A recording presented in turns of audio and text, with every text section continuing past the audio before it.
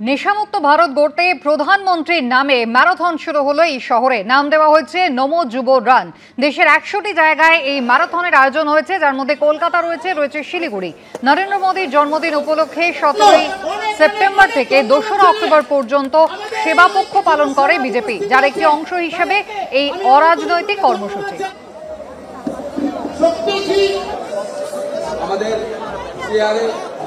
কেন্দ্রীয় শিক্ষা প্রতিমন্ত্রী সুকান্ত মজুমদার তিনি রয়েছেন এই নব যুব রানে।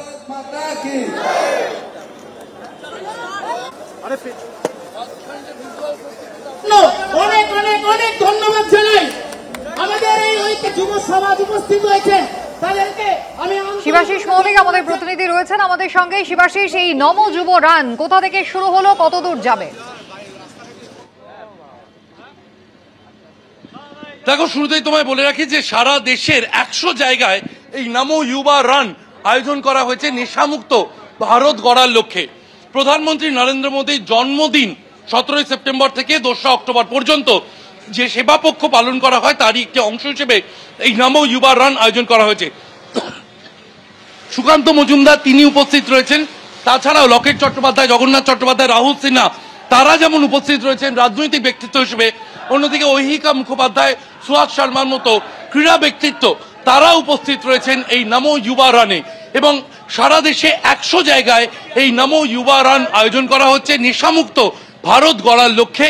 পাশাপাশি যে ছবি আমরা দেখতে পাচ্ছি তাতে কলকাতা এবং শিলিগুড়ি, এই বাংলায় কলকাতা এবং শিলিগুড়িতে কিন্তু এই নমো যুবা রান মহালয়ার সকালে আয়োজন করা হয়েছে। এই মহালয়ার সকালকে বাড়তি গুরুত্ব দিয়ে কিন্তু নেশামুক্ত ভারত গড়তে বিজেপির যুব মোর্চার পক্ষ থেকে কিন্তু এই কর্মসূচি নেওয়া হয়েছে। ধন্যবাদ। চলে আসছি পরের খবরে। জেলায় জেলায় তৃণমূলের সাংগঠনিক স্তরে রদবদল। তৃণমূলের নতুন ব্লক এবং টাউন সভাপতিদের নাম ঘোষণা করা হয়েছে। তৃণমূলের যুব, মহিলা, শ্রমিক সংগঠনেও নতুন পদাধিকারী। হাওড়া শহর, হাওড়া গ্রামীণ, আরামবাগ, শ্রীরামপুর, পূর্ব বর্ধমান, বাঁকুড়া, বিষ্ণুপুর, জঙ্গিপুর, বহরমপুরে তৃণমূল নেতৃত্বে রদবদল করা হয়েছে।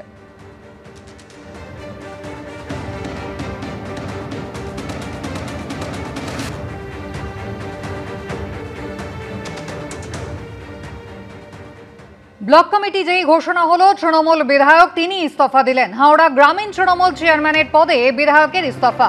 আমতা, উলুবেড়িয়া, উত্তর সাঁকরাইলের ব্লক সভাপতি নিয়ে সংঘাত বাঁধল।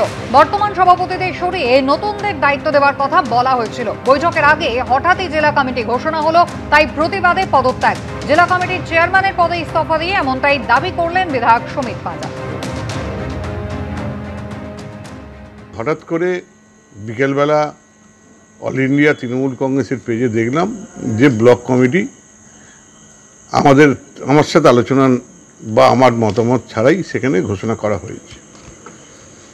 তাই জেলার চেয়ারম্যান হিসাবে থাকা না থাকা আমার কাছে কোনো মূল্য আছে বলে মনে করিনি, কারণ চেয়ারম্যানের কোনো মূল্য নেই বলে আমি ভেবেছি।